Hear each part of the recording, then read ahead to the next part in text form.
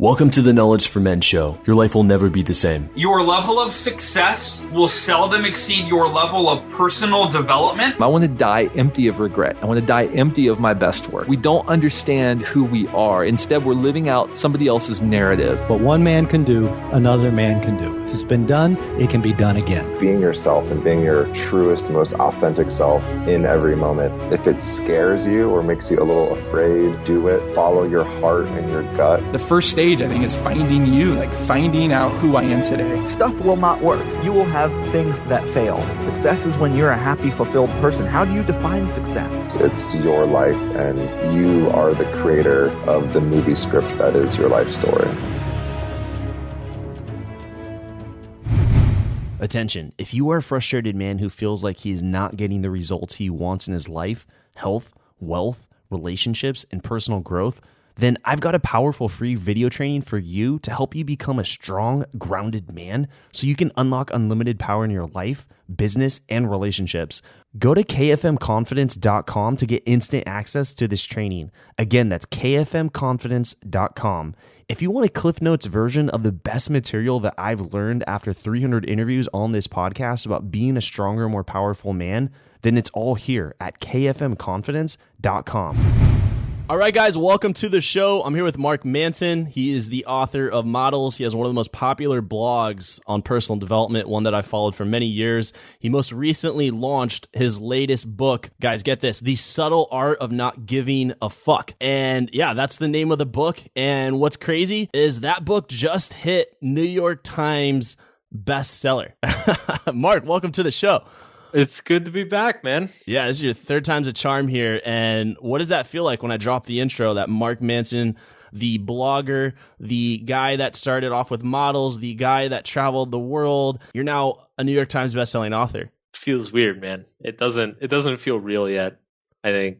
There must be some sort of mistake, actually. Yeah. Is that what you're thinking? Misprint. Like, did you, because you're in New York, so obviously you probably paid someone, right, for that? Oh, I mean, I don't have enough money to pay someone for that.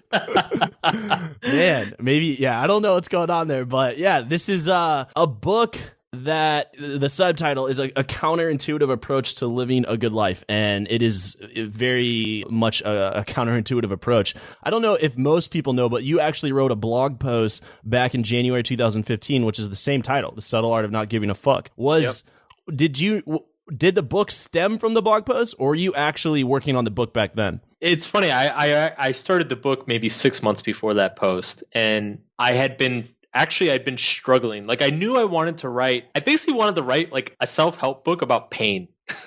and I struggled early on because I wanted to have kind of a little bit of like this negative message. But it's hard to write a book about pain and struggling that's also going to get people like really excited to read it. So the first 6 months or so, like, I really, really struggled to kind of find like the right voice and the right language for the concepts and things like that. And then I just happened to write that article, The Subtle Art of Not Giving a Fuck. And it's like the most vulgar, disgusting thing I've ever written.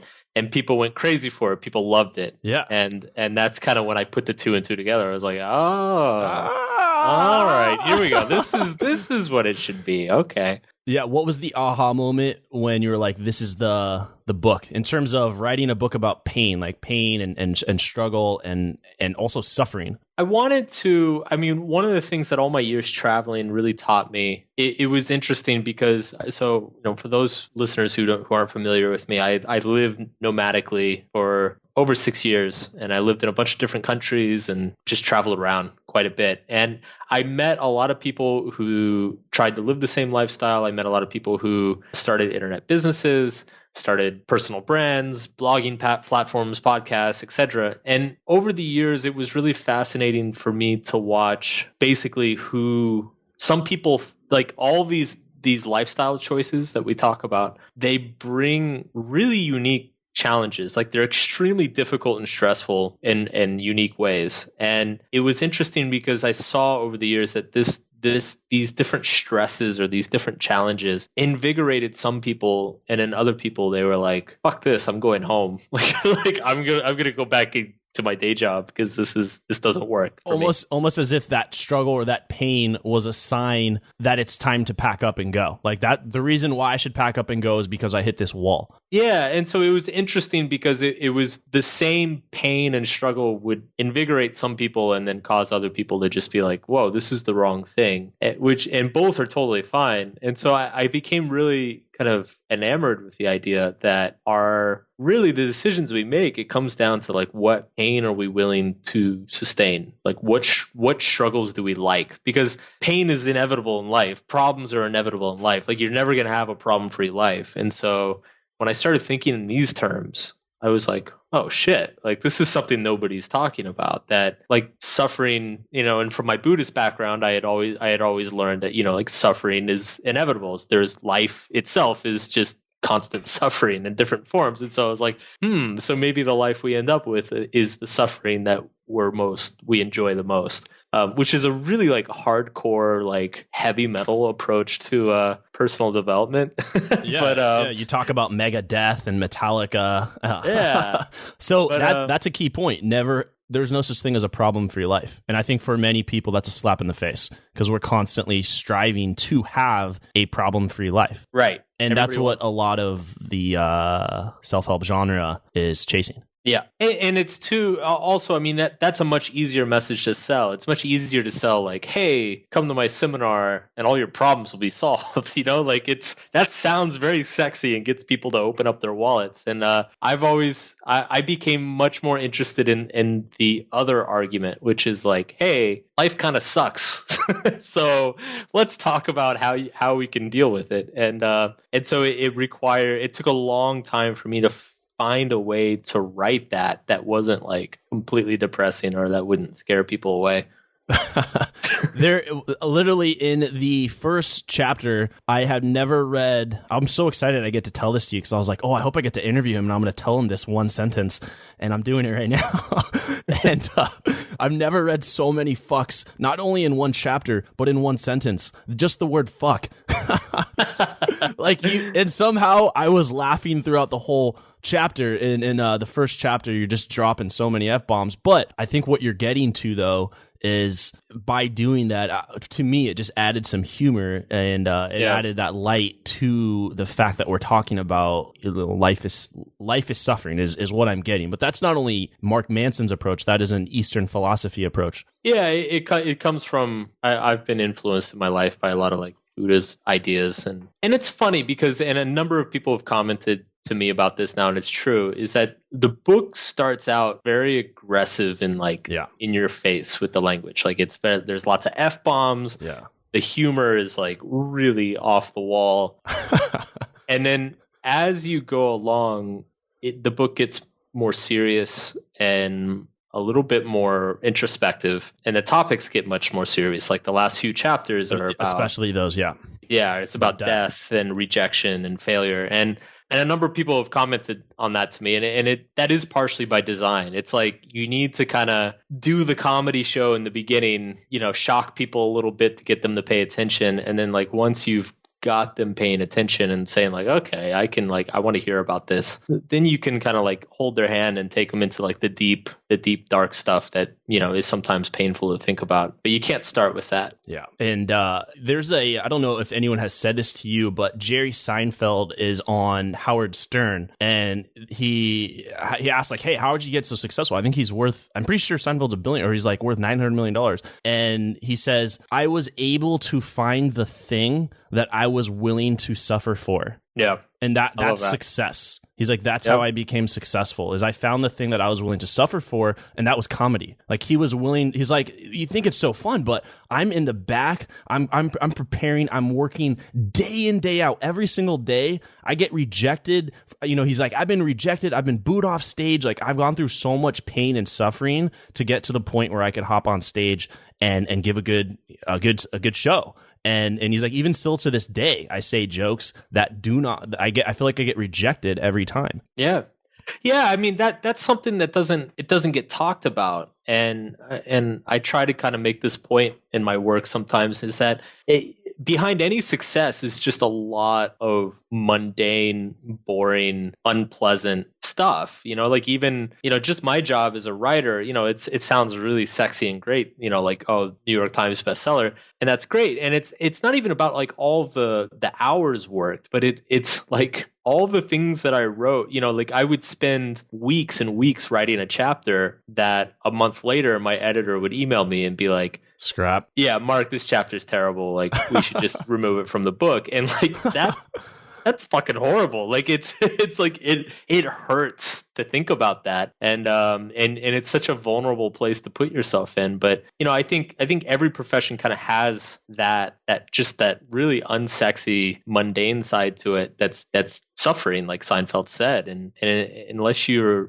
find something that you're willing to endure that for, like you're not gonna go anywhere. So life is suffering in general, and any path we go down, there's suffering associated with that. So whether it's writing or podcasting, or it's becoming a doctor, or it's becoming a teacher or an athlete, you're saying there's all suffering down every path. So we might as well choose the path with the best suffering that we're willing.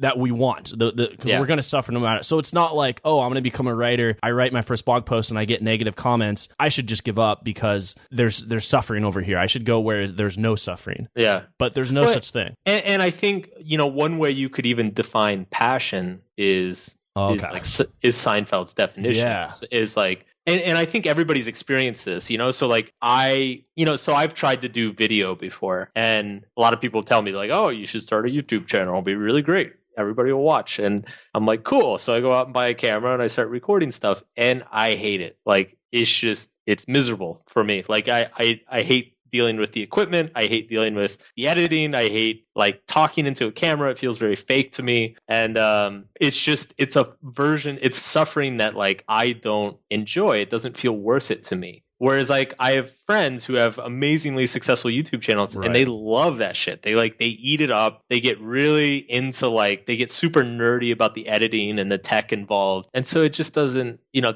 that's what determines that they end up in that place and I end up in writing. A lot of people hate a lot of the processes that are involved with writing, and so they don't end up being writers. I thought something great was coming. No, just really obvious. That. Okay. Really obvious. So I think I'm trying to think of the way the audience can relate to this. So if you have kids, if you're listening to this, I think that is a form of. It could be a form of suffering where you like literally when the kid is born, you're not sleeping for a couple of years. Like you are suffering, but it's worth it because you're willing to suffer for that kid. Yeah. And you're going to work crazy hours, or you're going to you're going to go above and beyond at work to provide for the family. You're in a way suffering because you care more about this other thing. Yeah. And this is a point I make. I spend a lot of chapter 2 in the book kind of making this point that pain is not necessarily bad and pleasure is not necessarily good. So like if you just want to experience pleasure, it's very easy to experience pleasure. Like you just go spend all of your money on cocaine and heroin. Like it's like there's your pleasure right there. But 99% of people don't do that, and that's because they know that 95. Okay, 95%. Like they don't do that because they know that there are more important things than simply feeling good for 10, 12 hours or whatever. Yeah. And then the children thing is an excellent example. The counterexample is like having a newborn child is not pleasant at all. Like ask any new parent, it's like they don't sleep. They're constantly stressed. They're like overwhelmed all the time. Right. There are all sorts of like insecurities and like feelings of inadequacy and stuff like start popping up. But at the same time, it's like one of the most worthwhile and important experiences of their lives. And which kind of brings me to the point where I say we need struggle, like for that feeling of importance and purpose in our lives. Yeah. You have to have challenge. You have to have resistance, some feeling of resistance that you're overcoming, that you're leaning into. Yeah. Otherwise, it just doesn't feel worthwhile. If you, it's like fake success. It's like you cheated in a way, or obviously those people who win the lottery, they didn't really deserve it or earn it, rather than the person who had built a business for several decades and achieved some amount of wealth. Yeah, and it's there's actually data on that people who win the lottery are not any happier than they were before they won. So when we look at suffering, I think one of the worst suffering is in Man's Search for Meaning. Viktor Frankl, who has survived Auschwitz and the concentration camps during World War II, where he was able to change the meaning of his suffering using what he called logotherapy, where if you can change the meaning of it, then you can significantly heal pain from the past. You can significantly heal that pain by changing that perspective. And so I feel like this is the hack, because what if it wasn't suffering? What if that monotonous, that boredom, the plateau, where nothing is happening? What if you changed your perspective from suffering to the path? Yeah. It's to me, the way I conceptualize that is in terms of like values, like what is important. What are you finding important in your life? And to bring it full circle, this is where the what fucks are you giving comes in. It's like, what are you choosing to find important? What's mattering to you? Because certain values lead to better meaning than other. It's like if your biggest value in life is to impress the people around you, then that's going to lead to a lot of like really bad problems and suffering that is out of your control and doesn't feel worthwhile. It's like you're constantly giving up your own desires and ideas to simply make some random other person happy or impressed by you. Whereas if, say, adopting a value of, say, community service, serving others, like, or getting really good at a skill, or being a good parent, or artistic expression, or something like that. Those are values that generate better meaning, better problems, better forms of suffering. And I kind of break down how that is throughout the book. So right now, if I get 10 people and I'm like, hey, I want you to write down your top 5 values, give them 10 minutes. They all come up with their values. Why is it now then, if we look at the majority of those individuals, that they are not actually doing things in alignment to those values? It's a really good question. I think, and this kind of gets into how do you define a value? And one thing I say in the book is ultimately your values are determined by your behavior. So like I could sit here and say, well, I'll just give you an example from my own life. Like I used to say, there were a number of years, I used to say that I cared about, like say like my sex life wasn't a huge part of my identity. It wasn't something I like prioritized. Many years later, looking back, I realized actually like I was arranging like a large percentage of my entire life around dating and chasing girls. And there's not necessarily anything wrong with that. It's just that I wasn't clear with myself. I was kind of lying to myself about that. And so you get into this tricky area where,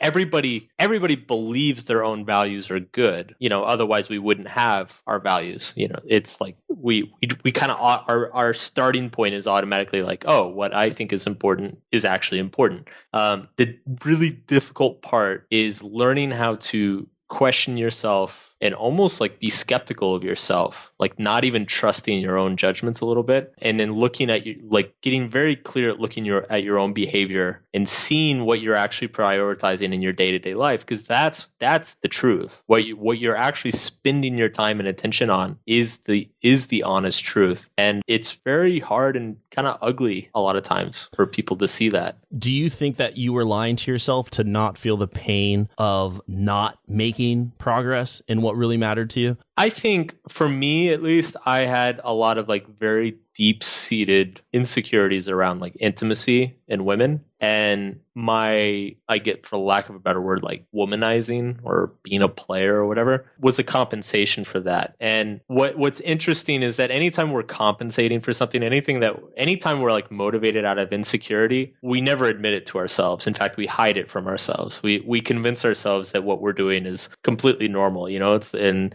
you see this in everything from, not just like with women or sex life, but like, people like alcoholics, workaholics, right.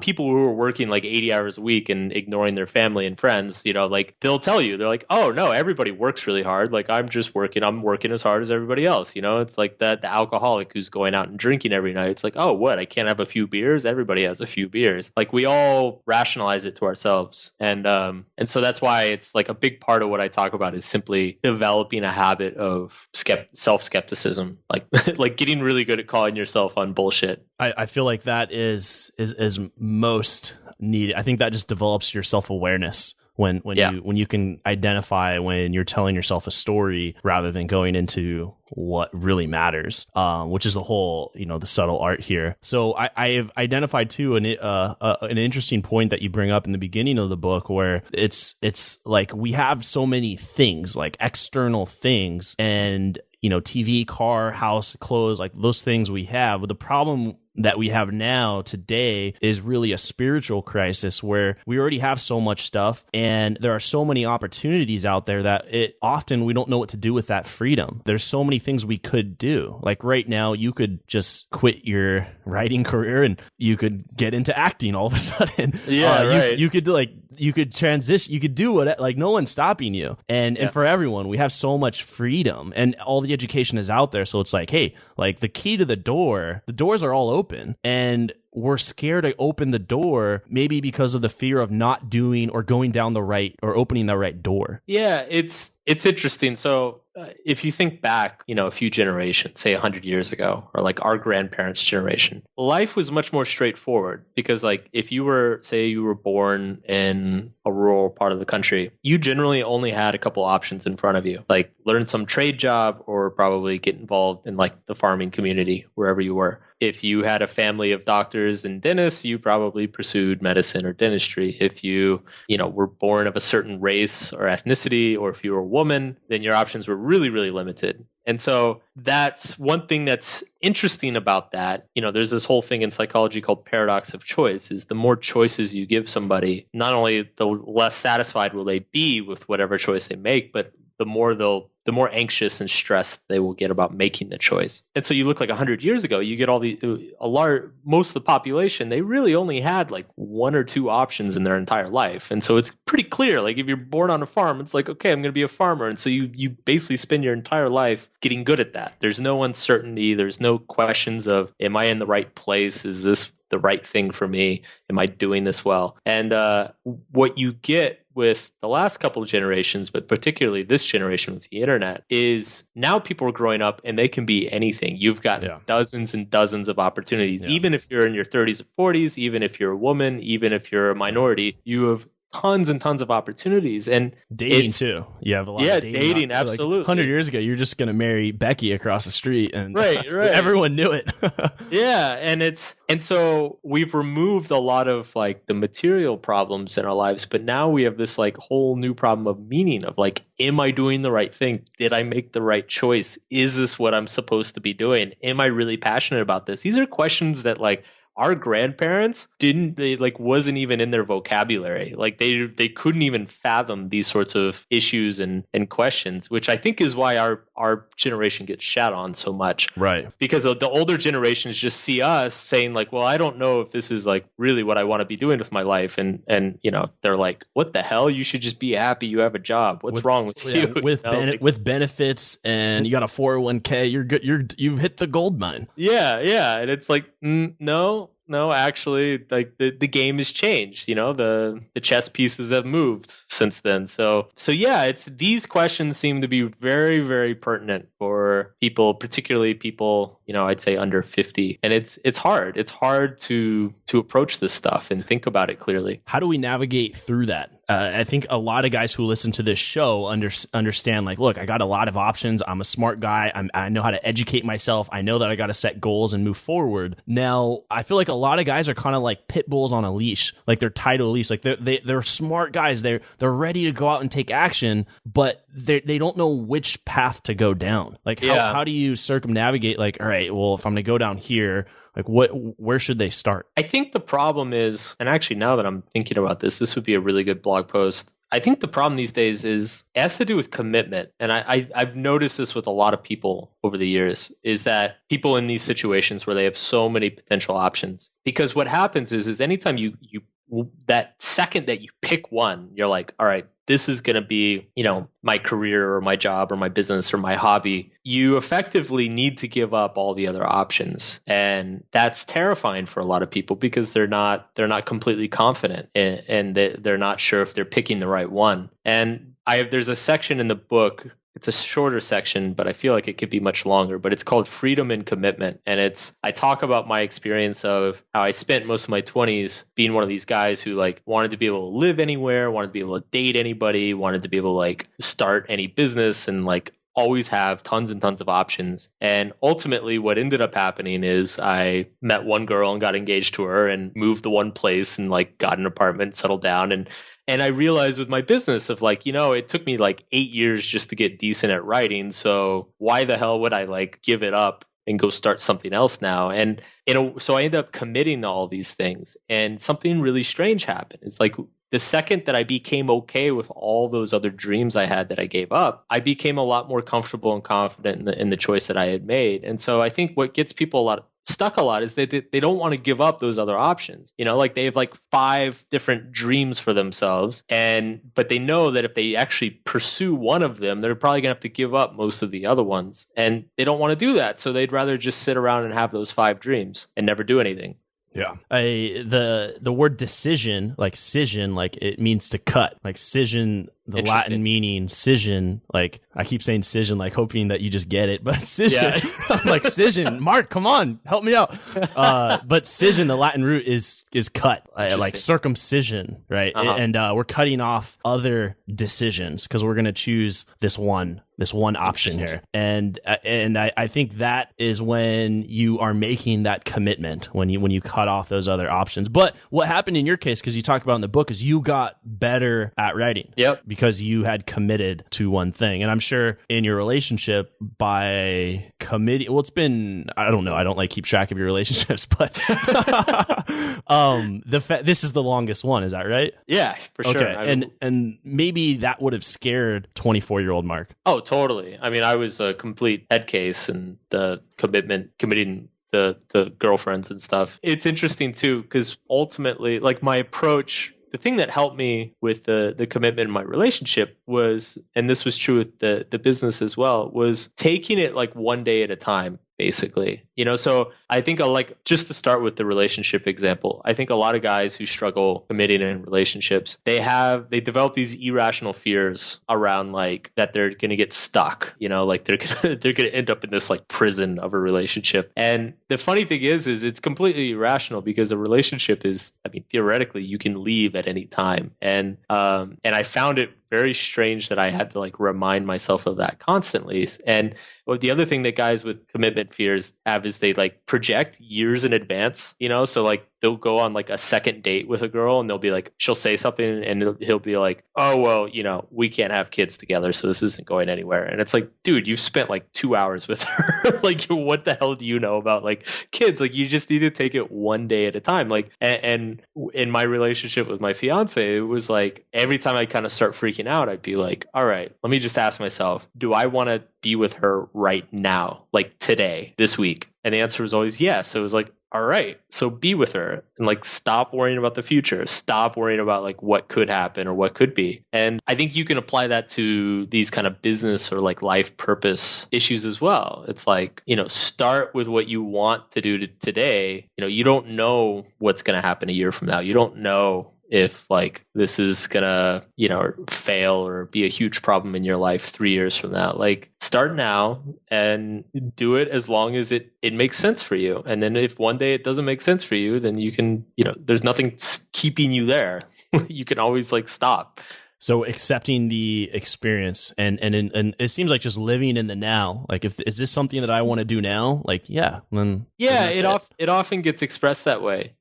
I have a friend who's kind of going through a little bit of this crisis right now, and he's incredibly talented, incredibly smart. Left a job for a while, started a business, decided he didn't like the business, and now he's in this situation where he could like work in a bunch of different industries and do a bunch of cool shit, and he's completely petrified. Like, he's terrified to do anything. And every time I talk to him about it, like any option you bring up that he's interested in, he's like got something, he's like, oh, well, 2 years from now, that wouldn't work anymore because I'm thinking about moving somewhere. And I'm like, dude, worry about it then. like, why are you worried about, you don't know what's going to happen 2 years from now.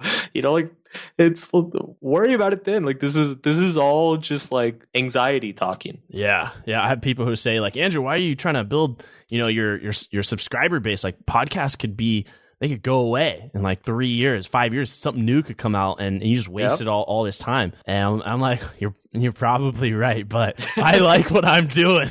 Right. And no matter, it's like, you're probably right, but I like what I do. And so I'm going to keep doing it and ride, enjoy the wave instead of like, you catch a wave and you're like, I don't like it. And you just jump off if you ever surf. And instead, just ride the wave and enjoy the wave, because that wave is that wave is there for you. Man, this is so good. There's so much great content happening in this episode. I want to touch on your view of some of these concepts that are normal or traditional in the personal development industry. So I'm talking about like visualizations, positive affirmations, and how you view these, and if they're good or bad. So I have a pretty cynical view about this stuff. From the research I've seen, the academic research I've seen, they don't really do anything. And I'm talking about like the visualizations, positive thinking, affirmations, things like that. I'm just picturing right now, I have like personal development posters in my office. Oh, and no. I'm wondering, no, but I'm wondering, I'm like, does Mark have like negative posters? It's like, life is suffering. No, you know what? So actually, it was an old science teacher of mine posted an image on Facebook. I died laughing. It was like the format of it looked like one of these big motivational posters. And it was like the truth. And it was a picture of Mount Everest, and it said, just remember, every corpse on Everest was once an extremely motivated person. Holy shit. Oh, I laughed so hard. I was like, I would totally buy. Yeah, that's exactly what I was thinking. I was about to see Mark has these like super hard truths of life like all around him, just to remind him how tough life is. Okay, so back to the affirmation, hit it, touchy feely, feel good stuff. Okay, so honestly, like, I don't think there's necessarily anything wrong with it. I think it's basically they're little feel good exercises. It's the same thing like doing affirmations or visualizations or writing down your goals every morning or whatever. I think it's the same as like giving yourself like a little back rub or taking a nice warm bath or something like that. It's something that makes you feel good for a short period of time, and those things have use. Like we all need little tools that help us feel good and make it through our day to day. In terms of like serious long-term lasting effects or beliefs and things like that, I'm just not convinced they're that useful. And on the contrary, I think the way they get taught in some parts of the self-help industry is that it kind of promotes what I call delusional positive thinking, which is where people they become so desperate to feel good about themselves that they actually kind of like lose touch with reality a little bit. And so what I teach is a more reality-based approach, is that, like life sucks sometimes. That's okay. But like we need to be honest about like what sucks. And we need to keep an open mind about ourselves and be willing to be open to negativity and to things that maybe we don't necessarily like hearing. So yeah, I guess like stuff like that, I guess it's nice and fun if you like it, it's fine. But I wouldn't put too much stock in it myself. Have you ever felt like you weren't the strong, grounded man that you're capable of becoming? Like there's something more inside of you, but you don't know how to get it out. Me too. Years ago, I was broke, sleeping on my brother's couch, and just got out of a serious breakup that left me on the floor for months. Now, I have a multiple six-figure business. I'm in the best shape of my life, have an abundant dating life, and live on the beach here in San Diego. I want you to break through too and create the life that you want. And because people kept asking me so many questions, I've created this free video training series on becoming a strong, grounded man so that you can have more freedom, love, and connection in your life. I'll also teach you how to build real backbone to boost your masculinity as a man so that you can have more respect, power, and confidence personally and professionally. Simply go to kfmconfidence.com to get this training. Again, that's kfmconfidence.com. Also, I share the #1 conversation that your father never had with you about women. That will be a major wake-up call for 90% of you and will improve the quality of your relationships forever. Go to kfmconfidence.com to get this free training today.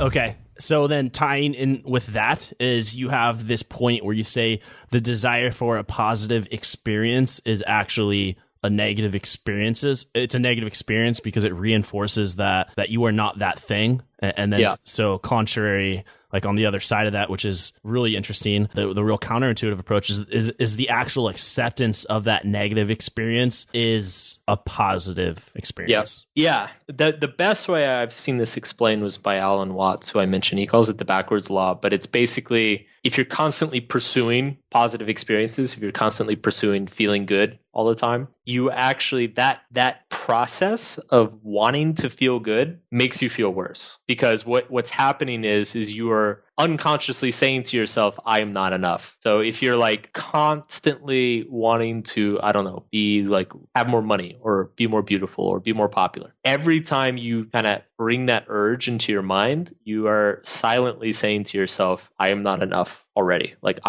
my life is not good enough already. And that itself is a painful thing. Conversely, when you accept and become comfortable with your flaws and say, you know what, maybe I don't need more money to be happy. Maybe I'm just a pretty normal guy, or maybe I failed and people fail sometimes and that's okay. Like as soon as you embrace that negative experience that you've been trying to push away so much and accept it and stop judging it, that paradoxically becomes a very freeing and liberating experience. Acceptance and taking responsibility for the flaws. Yes. Well, okay. So what would someone do that, let's say there's a single guy listening to this and it's like, he's going to accept, all right, so we're going to accept and take responsibility. Like, all right, I'm not the best looking guy here. I don't have all the money. And let's say I'm short. These are some societal, people may view that as a flaw, or some women may view that as a flaw.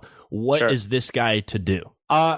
He's supposed to, still do your best, like improve yourself. But the whole point is to do it for you, not for women. It's basically what this guy's supposed to do is understand that no matter what he does, not every woman he meets is going to like him. That's just a fact of life. We all experience rejection. We all experience failure. And so he needs to get comfortable with that, because that's actually where true confidence comes from. 2, there are certain things that he can control about himself, and there are certain things he can't. And, unfortunately, if he can't control it, there's nothing he can do. So he should just focus on what he can control, So make sure he's healthy, make sure he's got his shit together, make sure that he doesn't look like a slob, do the basic stuff. But it's not just, he needs to do it understanding that it's not, if he's chasing this vision of having these like super hot girls fall on all over him, he needs to understand that that vision or that fantasy is hurting himself, because he's constantly holding himself to an unrealistic expectation that's going to make him feel miserable. What a truly attractive guy does is he simply focuses on himself. He says, I want to be the best man I can be, not just for women, for myself, because if I become a great man, then I'll naturally meet and attract great women. And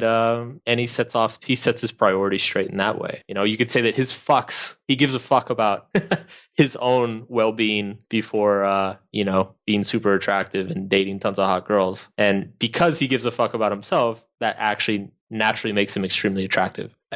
And what's interesting about that is everyone has to do that regardless of his height, looks, or money situation. Absolutely. So that was kind of like a little. You can, and it applies to everyone. Yeah, it does, and it's funny because I'm getting flashbacks back to my dating advice days. But I used to run into this all the time. It's like back then I worked with hundreds of guys in person, and I worked with guys who like they might as well have, like, if you just took a picture of him, you're like, God, that guy's like a male model, like he's ridiculously good looking. But if there's one thing I learned doing my dating coaching days is like you can take the hottest, sexiest guy, and if he is unconfident, if he hates himself, if he feels horribly about himself, and he expresses that, like it's the biggest turnoff. Like you might as well, I don't know, like you might as well like give him AIDS or something. Why are you're laughing in an evil way where it's like you're like happy that he has those problems. Literally a couple months ago I was having lunch with someone and like an older friend, and the guy looks like Brad Pitt, man, like when he was younger, except he's 6'2" and he's built and jacked, and like you just would not, you look at this guy and like people look at us. And I'm like, what the hell? Like, we're just sitting down having lunch and people are looking at us because this guy's so good looking. And I was like, hey, man, so how's your dating life going? Or he asked me how mine was. And I'm like, oh, it's going, I'm doing this. It's going great. And then I asked him and he's like, dude, I haven't been on a date in like 8 months. Yeah. And I was like, whoa. I was like, when's the last time you went on a date? He's like, dude, I don't know. Like, I just don't know what to do. Like, girls just don't think I'm good looking enough. And I'm like, whoa. Stop right now. I was like, no. And that was, it's a lesson that like you read it and you understand it. But when you actually see it and experience it, you're like, wow. You could take the best looking guy you could take the worst looking guy by societal standards, whatever, and they could share the same problem, and it's both preventing them from having, whether or not someone's in single or they're even in an existing relationship, like it looks, it's the internal. Well, and it's the irony with situations like that is like the fact that he still thinks he's ugly. Oh yeah. Is actually what turns women He's off. like, I gotta, I'm trying to lose body fat. I'm like, bro, you're fucking, I don't know what fat you're talking about.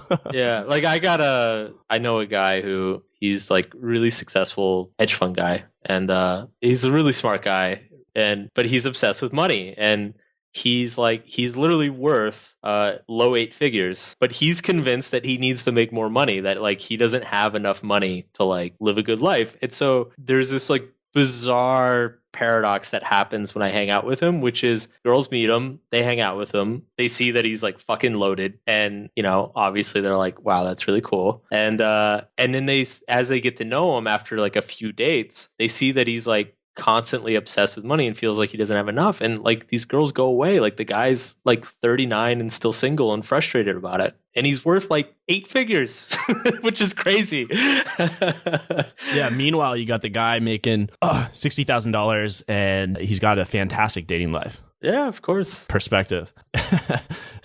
Finally, let's talk about the big ultimate just way to not give a fuck. I think when you drop this, it's like dropping a nuke on your problem. It just eliminates the problem, which is the topic of death. Yeah. Because when you talk about that, it's like the guy that just cut me off earlier to my office. Like, doesn't matter. Does not matter at all. Losing money on some sort of project you worked on, you thought it was gonna, turn you into you thought it was gonna be great for your business organization. Didn't work out. Just doesn't matter. Or that breakup, maybe that matters. No, I'm just kidding.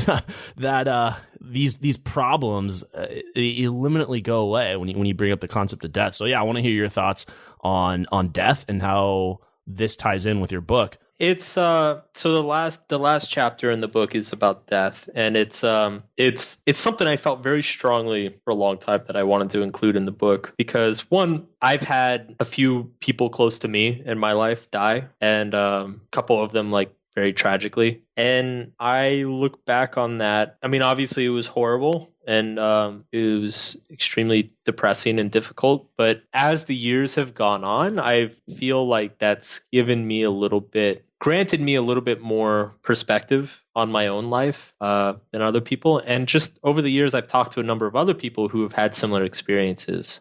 So like my fiance, like her father died very young. Mm. And I remember when we first started dating, she told me, like, she said, she told me, she was like, I don't really say this to people because it sounds horrible, but my dad dying was actually one of the best things that ever happened to me. Wow. And I immediately understood, because a close friend of mine died when I was younger, and it was the same kind of thing. Like you never wish that it happened, but like it wakes you up. It shines a really bright light on everything you care about in your life and what you're spending your time on, and things get much clearer. Like suddenly these little things that seem very, very important to you don't seem very important anymore. Because it's, as I say, that you can't take anything with you when you're gone. And it's that fact by itself, if you let yourself think about it hard enough, can influence a lot of perspective. I think it's hard to say for me, but when you think about death, it's sad. But if you really journal it out or contemplate on it, you can find a sense of freedom. Yeah, and that's another big part of the Buddhist tradition. In fact, a lot of at least in Zen, I believe they say that I think it's Tibetan Buddhism. They say that meditation is actually its practice for dying well, basically. confronting that fear and becoming like comfortable with it. I find it so interesting that the only thing that is known for all of us, like you can look at anyone and you can know this one thing, is that we will all die. That person is going to die. That is a known thing. It doesn't matter if you're Steve Jobs, he's one of the richest men in the world, and still cancer got him, or you're the janitor who got cancer. Both will die. But the thing is we're all going to die. It doesn't matter if you have cancer or not. So that is the known thing. But what is unknown in our lives is actually what we are most scared of. Yeah. It's because of that certainty, I think, is part of what's so scary about it, is that there's no escape. Because anything else in your life, you can convince yourself it's not going to happen. You can avoid it. You can forget about it. Right. You can change your perspective. You can convince people otherwise. You can change, affect it. Death is the one immovable object. It's the one thing that we have absolutely no power over. Wow. I feel like we just had our audience on such a good high, and now we just bring it down pretty hard. We just stole it. I should just end the show right now and leave them all on a cliffhanger until next year. So now, how do we, because, okay, I look at death and it can almost make me feel a little bit of like I'm unstoppable. Like no matter what I do, I can just do it. And if I fail, it doesn't matter. It just doesn't matter. Like it's all just a great experience to be alive and to try something and to take that risk. I just finished a book called The Courage of Living Dangerously by Osho. He's an Indian philosopher. And he says the only time that man can fully live is when he puts himself in danger. And in risk is when man comes alive. Like you can think of a moment when you're taking a risk, like oh, am I going to do this? Am I going to do that? And you do it. It's like that moment you're like alive. You're fully present. You're sweating your palms. Like, oh my gosh. Or I think we all can relate with this. When you're going to go, the footsteps that you take when you're going to go approach that girl, like each step is like, holy shit, am I really going to do this? It's like you're alive in that moment. Yeah. And I hate, that there's that quote from the movie Rush when he says, the closest you are to death, the more alive you become. It's true. And people can even get addicted to that feeling. If you look at like daredevils and skydivers and gamblers. I'm gonna read, if you don't mind, I'm gonna read just a couple paragraphs from the chapter about it, because this is kind of like how I would answer it. Is okay, do it. Confronting the reality of our own mortality is important because it obliterates all the crappy, fragile, superficial values in life. While most people whittle their days chasing another buck, or a little bit more fame and attention, or a little bit more assurance that they're right or loved, death confronts all of us with a far more painful and important question. What is your legacy? How will the world be different and better when you're gone? What mark will you have made? What influence will you have caused? They say that a butterfly flapping its wings in Africa can cause a hurricane in Florida. Well, what hurricanes will you leave in your wake? Wow. So to me, the word that I think of is legacy. Yeah. And that was a big, it's funny because and I talk about this in the book, my first kind of confrontation with death was a friend of mine died when I was 19. Mm-hmm. He drowned at a party, and I went through a grieving process and a depression after that. But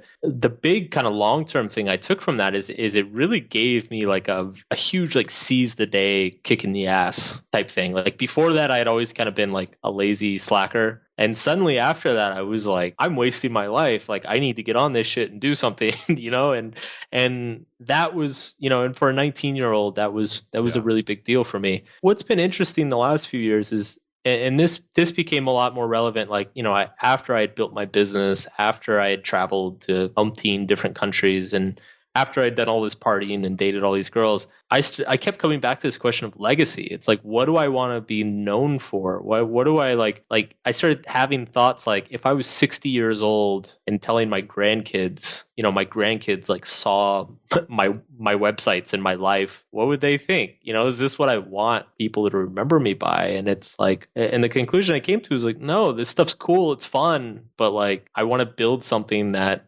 I'm still going to feel as important, when I'm 80 years old and on my deathbed. And that was pretty huge for me a few years ago. That is in a concept in The Denial of Death, Ernest Becker. I mean, It's in your book, but I read the book too. And I was reading it. I was like, oh, it sounds like Ernest, or it sounds like something similar. And you included that in the book, which was awesome.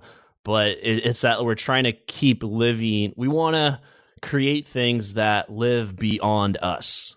Yeah, exactly. Is our immortality projects. Such as, if you look at, I mean, anyone, obviously we're all trying to do that, but I think it's really seen through the big wealth titans. You look at a lot of stuff, I think in the East Coast, it's like Carnegie Hall or Rockefeller Center, or you see a lot of these guys building things, or these libraries or they want to sponsor, buildings, public buildings, because it's like a symbol of them living on and continuing to add value beyond their existence. Yeah, and it applies to tons of things. I mean, it could be something as simple as like raising your children. Yeah, I think starting businesses. It's funny actually. There's the section where I talk about that. I listed a bunch of examples, and my editor inserted an example, or write a book, and I was like, good one.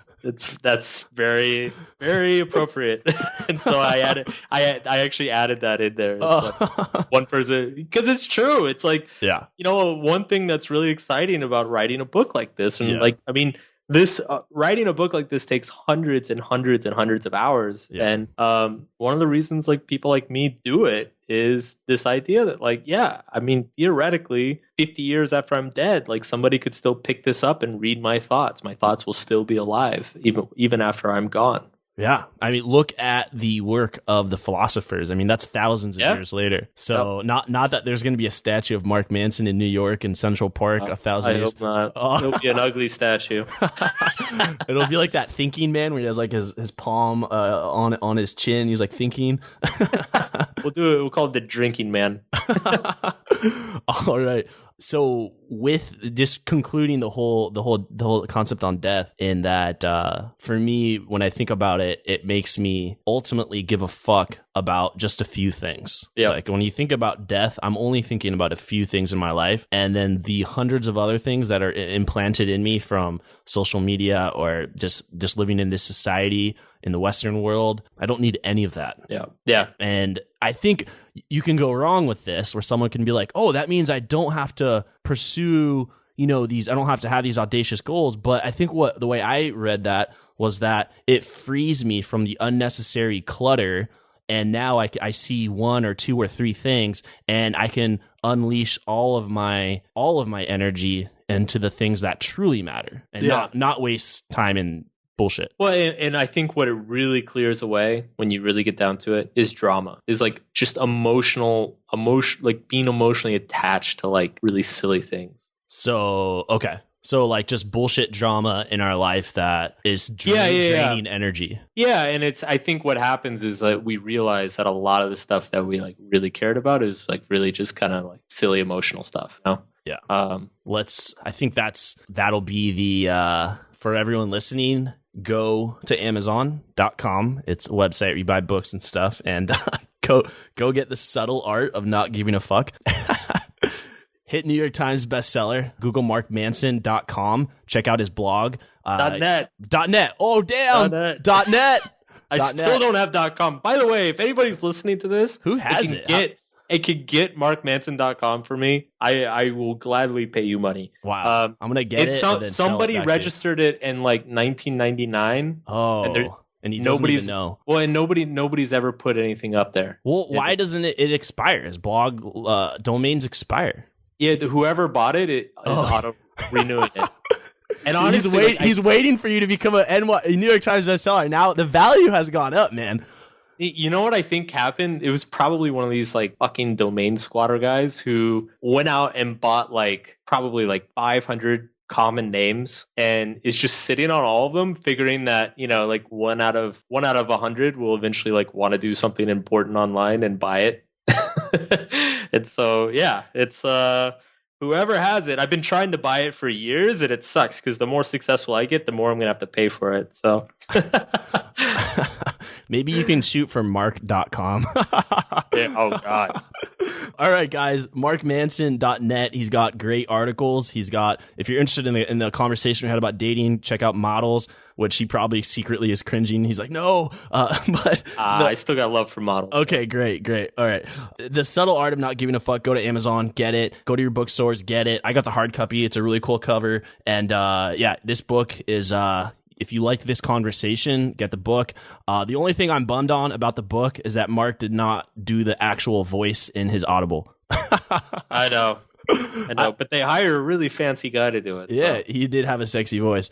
Mark, thank you so much for coming back on the show. 3rd time's a charm, powerful episode. And I mean, you really delivered. Thank you so much for your time, Mark. Thanks for having me.